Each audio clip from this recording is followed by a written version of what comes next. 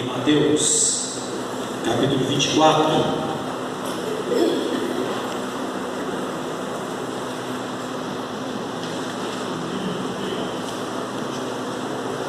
No versículo 3.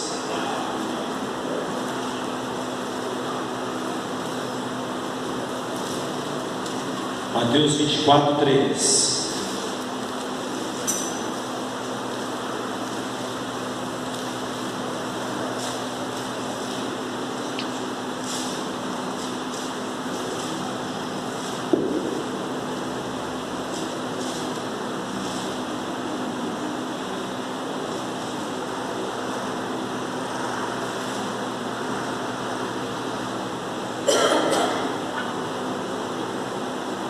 No Monte das Oliveiras, achava-se Jesus assentado, e quando se aproximaram dele os discípulos, em particular, e lhe perguntaram: dize-nos, quando sucederão estas coisas? E que sinal haverá da tua vinda e da consumação do século? Amém? Vamos orar, Pai bendito. Agradecemos ao Senhor pela oportunidade que temos de estar aqui diante da Tua Palavra, Senhor. Fala conosco, nos use nessa noite, que o Senhor esteja, Deus, visitando cada coração, que cada coração possa estar preparado para a Tua volta, em nome de Jesus, amém. Amados, gostaria de estar pensando um pouco a respeito dos sinais da volta de Cristo, dos sinais da volta de Jesus. Eu creio que de vez em quando é bom a gente estar a todo momento, a igreja, estar atento quanto a alguns sinais que irão acontecer na volta de Cristo. O próprio Jesus mesmo diz que, como foi nos dias de Noé, assim também será na vinda do Filho do Homem. As pessoas comiam, casavam e davam-se em casamento, até o dia que Noé entrou na arca e levou a todos. Então, o que Jesus vai estar enumerando nesse texto, alguns sinais que vai acontecer. Observe bem que aqui eles fazem uma pergunta para ele, o seguinte: que sinais haverá na sua vida e na consumação dos séculos? Quando se pensa no fim do mundo, que sinais haverá quanto à volta de Cristo e quanto ao fim do mundo? Porque as pessoas acham, irmãos, que Cristo nunca mais voltará aqui. Tem pessoas que pensam também que o mundo nunca acabará. Alguém diz que o mundo acaba de tantas vezes, de tantas profecias, de vários falsos profetas e adivinhadores, que o mundo não acabou. Somente a palavra de Deus que ainda está pendente. E a volta de Cristo não aconteceu e nem o fim do mundo. Então alguém diz: olha, o mundo acaba quando você morre, o mundo nunca irá acabar. E várias pessoas têm pensado dessa forma, mas aqui o texto vai estar mostrando para a gente a respeito não somente da volta de Cristo, mas também da consumação dos séculos, do fim de todas as coisas, do fim da raça humana, o fim do planeta Terra e do universo, que as pessoas, que nós conseguimos ver. Observe bem, em primeiro lugar, Jesus, ele começa trabalhando: vede que ninguém vos engane. Entenda que quando a volta de Cristo será um tempo de engano, será um tempo de mentira. Então ele mostra aqui que vai surgir muitas pessoas dizendo que é o Cristo, e vão enganar a muitos. E na nossa presente geração, amados, a gente já consegue enxergar pessoas e ver pessoas tendo milhares de seguidores, e eles declaram que ele é o Cristo encarnado. Hoje tem vários Cristos, até no Brasil já tem pelo menos um, e várias nações já têm levantado pessoas e ganhado milhares de seguidores, declarando que é o Cristo encarnado, que muitas pessoas estão acreditando e estão crendo. Até na área dos judeus também já tem pessoas que creem dessa forma, que o Messias já nasceu e já está entre eles. E vão surgindo dia após dia várias pessoas dizendo ser o Cristo, ser o Filho de Deus e ser Deus encarnado. E muitas pessoas, amados, seguirão essas pessoas. E entendo que vai surgir mais falsos cristos, e já tem muitos falsos cristos por aí. E ele continua dizendo: mais sinais, e certamente ouvireis falar de guerras e rumores de guerras. Ele diz que a gente não deve assustar quanto isso aí. Quando a volta de Cristo será tempo de guerras. Sempre houve guerras, mas quando a volta dele será um tempo marcado por guerras, rumores de guerras, ameaças. E a gente observa na nossa geração que hoje temos mais de 160 países em guerras, ou pelo menos declarando guerra. A gente vê até na América do Sul aqui, uns querendo declarar guerra, Venezuela com o Brasil, Bolívia e assim por diante. Então esses rumores de guerras, além da guerra, ele começa trabalhando também a respeito porquanto levantará nação contra nação, nação contra nação, reino contra reinos, haverá fomes. Observe bem que a gente observa bem, devido a esta reinos contra reinos, a gente vai observar um desequilíbrio na vida política, e com isso a gente começa a entender de blocos fechados e a fome imperando, irmãos. E mesmo no meio de tanta geração tendo comida com fartura em vários lugares, como a fome está reinando. A gente começa aqui no Brasil, quantas pessoas estão passando fome. Quando viramos para lá da África e outros lugares como a Índia, você vai observar pessoas que não têm nem o pão de cada dia, nem o necessário para sobreviver. Pessoas com fome não somente da palavra, do alimento físico, mas fome de ouvir a palavra de Deus. E o texto ainda vai continuando dizendo mais, amados, quando ele fala a respeito de terremotos. Haverá terremotos em vários lugares. O Brasil não se falava em terremoto. Hoje ele já está tendo possibilidade de ter terremotos aqui. Observe bem que a gente vê, irmãos, quando se fala da terra, a terra envelhecendo. A gente vê catástrofe acontecendo, como o irmão citou aqui, na África, com mais de 700 pessoas ainda soterradas no continente africano. O Brasil, ali na Bahia, com ameaça de ter um ciclone também, já com ondas, beira-mar 3 metros, no alto mar já chega a 5 metros. E a gente começa observando vários lugares, a terra afundando, a terra envelhecendo, uma terra que será, e observe bem que as pesquisas mostram que quanto mais tempo está passando, mais terremotos estão acontecendo em níveis maiores, alguns chegando até 7 graus na escala Richter. Então a gente começa a observar que os terremotos estão acontecendo. Jesus está voltando, a própria criação, a própria terra está manifestando a volta de Cristo. E Jesus ainda continua enumerando, porém isso tudo é o princípio das dores. A gente precisa entender, amados, que o que está acontecendo hoje, essas catástrofes que estão acontecendo, é somente um ensaio da volta de Cristo. Muitas coisas piores, irmãos, se você começar a ler Apocalipse, se você não ler, você vai entender que vai ter dia, que hoje somos aí, já ultrapassando 7 milhões.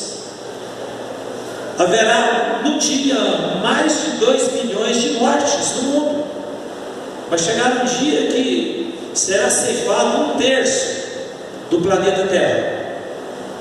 Imagine bem uma morte de 2 milhões de pessoas em um só impacto. Meteoros, Então haverá muita coisa, eu entendo que é somente o princípio, porque ela diz que no início não se assuste, porque é só o princípio. Vai acontecer muita coisa aqui, irmãos. Eu entendo que feliz aqueles que já tiveram ido encontrar com Cristo, feliz aqueles que já morreram nessa época, porque, irmãos, o que está acontecendo agora é só um prelúdio, e não precisa, irmãos, de ficar esperando coisas boas acontecer por aí. Se pessoas começarem a prometer coisas boas, não tem respaldo na palavra de Deus. O negócio daqui para frente é só piorar. Observe bem que ele vai enumerar mais, não quero me delongar muito, então ele mostra que o que lemos até aqui agora é somente o princípio. E começa trabalhando que sereis atribulados e vos maltratarão, sereis odiados por todas as nações por causa do meu nome. Observe bem que as pessoas que nasceram de novo, as pessoas, eu quero deixar bem claro, tá, irmãos? As pessoas que nasceram de novo, as pessoas que têm o Espírito Santo, as pessoas que converteram, eles serão atribulados e serão odiados por todas as nações, por causa do nome de Cristo. Não somente o mundo, mas o sistema, as pessoas irão odiar você. Observe bem, ele vai trabalhando pela frente, porque vai acontecer isso. Ele diz que nesse tempo, nesse último tempo, nos dias ou meses, nesse tempo, muitos hão de escandalizar. Será um tempo marcado. Observe bem que no início será marcado um tempo de escândalos, será marcado um tempo de engano. Quando estiver mesmo a volta dele eminente, haverá tempo de escândalos. E eu entendo, irmãos, que a gente está chegando nesse tempo, o tempo lá de rumores de guerras, esse negócio de terremoto, de fome, esse negócio eu entendo que já passou. Eu entendo que a gente está nessa parte aqui, tempo de escândalo. O negócio está mais apertado que a gente possa imaginar. É como nos dias de Noé, as pessoas estão tão despercebidas, não está tendo tempo de nada. Então é um tempo marcado de escândalos. Você quer mais escândalos do que acontece hoje? Em todos os segmentos, irmãos, que jamais era para ter, está acontecendo. Tempo de traição, não somente familiar, mas em todos os aspectos. Pessoa que bate no seu ombro é o primeiro a levantar o calcanhar contra você. Tempo de traição, não somente tempo de traição, mas tempo de ódio. Pessoas estão odiando uns aos outros sem razão alguma. Assim como o mundo irá te odiar, as pessoas também irão odiar uns aos outros. Nesse tempo final, o texto mostra que vai levantar muitos falsos profetas e vão enganar a muitos. Observe bem que é tempo de escândalo misturado com engano. Irmãos, o falso evangelho sendo pregado, principalmente no nosso Brasil, onde está precisando de evangelizar os evangélicos e os crentes. A maioria, irmãos, abandonaram o evangelho, trocaram o evangelho pela água benta, pelo sal grosso, pelo água do Jordão, pela casca da oliveira, pelos missionários, pelos apóstolos e pelos ungidos. Abandonaram o Evangelho. Abandonaram a graça de Deus. Pelo menos criou 3 graças. Primeiro, a graça como uma vacina. Eu recebi a graça de Deus, eu estou salvo. Glória a Deus, aleluia. Como a graça fosse um antídoto que leva a pessoa a viver uma vida libertina e profana, e dizendo que é irmão, que é crente. Segundo, a graça baseada nas boas obras, dizendo que eu tenho que trabalhar para me ganhar uma morada no céu. Se eu ficar à toa, se eu parar, eu perco a minha morada no céu. Terceiro, uma graça sofredora. Eu tenho que sofrer, pastor, o máximo que eu puder para me ganhar minha morada no céu. Eu tenho que ser perseverante mesmo. O texto, como diz que aquele que perseverar no fim será salvo, você precisa entender que aquele texto está dizendo: será tão difícil para a pessoa que precisa suportar aquele tempo como salvo. O que caracteriza é a perseverança, que não será fácil. E esse tempo está iminente, está próximo, irmãos. Várias pessoas já estão vivendo isso em vários países, e a tendência é aumentar mais ainda. E a dificuldade que tem, irmãos, quando pensa nesse falso evangelho sendo pregado.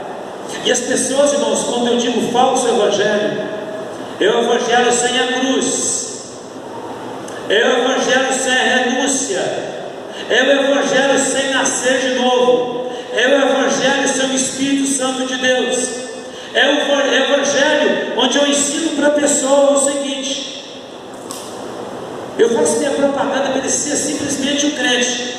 Eu não ensino para ele sobre a morte expiatória de Cristo ali na cruz do Calvário. Não há ensino sobre a obra redentora de Cristo. Não há ensino sobre a justificação, que nós somos justificados mediante o sangue de Cristo ali na cruz do Calvário. Nós somos justificados por Deus. A morte de Cristo é como expiação na cruz do Calvário. Este evangelho, irmãos, para a nossa geração, ele não tem muito valor. O evangelho que está sendo pregado é aquilo que Jesus disse, que naqueles dias as pessoas desejariam ver um dos dias do Filho do Homem. É um evangelho onde as pessoas entregam uma graça barata, a primeira graça que coloquei, onde as pessoas, todo mundo é filho de Deus, onde as pessoas estão interessadas em bens materiais, em cura do corpo, esquecendo a cura da alma, onde as pessoas trazem vários recados e várias profecias que não está na palavra do Senhor, e simplesmente aprisiona as pessoas e diz: se você sair da igreja, você vai para o inferno, aqui é o seu lugar. Aprisiona essas pessoas. Não somente aprisiona as pessoas, irmãos, mas tem outros que usam o meio religioso como sistema de fazer promessa que as pessoas vão contribuir e vão ganhar mais dinheiro. Você coloca R$1.000 no gasofilaço e vai ganhar 10 milhões ou 7 milhões, sei lá. E assim, irmãos, um evangelho anátema está sendo pregado e difundido, não somente no Brasil, mas como a África, ok? Vários líderes evangélicos estão buscando aula até na África, onde no meio de macumbeiros, o espiritismo dos mais malucos estão trazendo para o Brasil. Amados, é com tristeza que eu trago isso para você. Não quero denegrir o evangelho no Brasil, mas várias igrejas evangélicas parecem mais centro de macumba aqui no Brasil do que esse evangelho que está sendo pregado por aí. E o cara não sabe para onde vai mais. Ele vai na igreja e fala coisa, vai em outra. O evangelho, observe bem então, esse tempo é caracterizado aqui como as pessoas, como falsos profetas. Levantar-se-ão muitos falsos profetas e enganarão a muitos. Então não será meia dúzia, irmãos. Muitas pessoas serão enganadas, porque não querem examinar as Escrituras. Talvez vá numa igreja que compromete compromissada com o Evangelho, mas a nossa geração, irmãos, ela é marcada. Estava até conversando com o pastor Joraí sobre esse assunto. Você sabe qual a igreja que você deve congregar hoje? É o grupo que você sente bem, onde seus amiguinhos estão lá. Então é isso que está pregando, pastor, porque eu senti tão bem, e é lá que eu vou ficar. Então, se a nossa geração quer sentir bem, não pode ser confrontados. Se alguém te confrontar, adeus, pastor, estou indo embora. É tão triste, irmãos. Está vendo lá a dificuldade que mesmo em Tambacuri passa.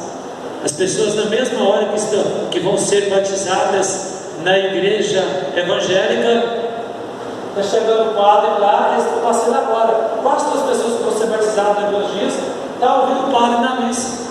Eles não largam o padre e não ficam nem ouvindo aquilo. Você entendeu como o negócio é? Todo mundo é irmão. Então você pode ir na igreja católica, uns padres, do espiritismo, pode para todo lado, depois nós te batizamos, todo mundo é irmão. Irmãos, a situação não está fácil. Examine as escrituras. Nós vivemos em tempo de engano, tempo de pessoas que querem sentir bem. Eu me sinto muito bem lá. Você não examina a escritura, não, filho. Começa a ler, começa a orar. Amados, e o texto diz que vai multiplicar a iniquidade. A iniquidade vai multiplicando, amados, e o amor vai se esfriando de quase todos. As pessoas, irmãos, vão se tornando indiferentes, porque cada um tem a sua verdade. Você vai para o espiritismo, tem a verdade dele. Você vai para a católica, tem a verdade dele. Agora você vai para cada igreja evangélica, cada uma tem a verdade dela. E aí as pessoas ficam perdidas. Vai buscar na religião um apoio e não acha. Então observa bem que imagine bem, a iniquidade multiplicando e o amor se esfriando. Seria bom, e vai ser difícil, irmãos, por causa que eu digo que será tempos difíceis. Se a iniquidade multiplicasse e o amor multiplicasse, seria beleza. Mas o problema é que a iniquidade aumenta e o amor diminui. É o desafio que a igreja tem, irmãos. E aí diz que aquele, porém, que perseverar até o fim, será salvo. Então você vai entender que nesse tempo aqui, muitas pessoas vão abandonar o Evangelho. Muitas pessoas vão abandonar a graça de Deus. Será tempos difíceis que a igreja irá passar, irmãos. A igreja do Senhor. As pessoas, irmãos, que servem o Senhor vai sofrer. Talvez não é a questão de ser torturados, no caso do nosso Brasil. É sofrer, irmãos, de acontecer aquilo que Amós diz, que viria dia, amados, em que as pessoas iriam de norte a sul, de oriente a ocidente, desejando ouvir a palavra de Deus, e não vai achar. Você vai achar nos grupos, é profecia para cima e para baixo, é só palha, não irá encontrar trigo. Porque, irmãos, quando a pessoa começa a falar na palavra de Deus, as pessoas não estão querendo ouvir, irmãos. Que coisa chata, né? Estão muito animados. Aquilo ali, pastor. Esse negócio de pregação de Bíblia está por fora. É isso que você vai ouvir por aí, irmãos. Eu tenho ouvido de pessoas. Está ouvindo advogada mesmo falando assim, com o próprio pastor daquela igreja, dizendo: não, pastor, a gente está numa época agora que assim, é época da gente balançar, a gente tem que atender as pessoas, pastor. Se a gente não atender as pessoas, não tem como. Se o senhor não adequar as pessoas, o senhor está fora. Porque é dessa forma, irmãos, que as pessoas estão vivendo. E algo que me chama bastante atenção, amados: a volta de Cristo irá acontecer quando o Evangelho for pregado a todo mundo, para testemunho a todas as nações. Jesus diz: então virá o fim. Então, amados, pode acontecer tudo isso que o pastor colocou aqui, o qual está acontecendo, mas Cristo voltará quando o Evangelho for pregado a todas as nações. E isso agora incumbe para mim, uma incumbência para mim e para você, que teve um encontro com Cristo. Precisamos de pregar o Evangelho, precisamos de viver o Evangelho, e precisamos de anunciar o Evangelho, porque, irmãos, esse sofrimento irá acontecer aqui, até que o Evangelho chegue ao confins da terra.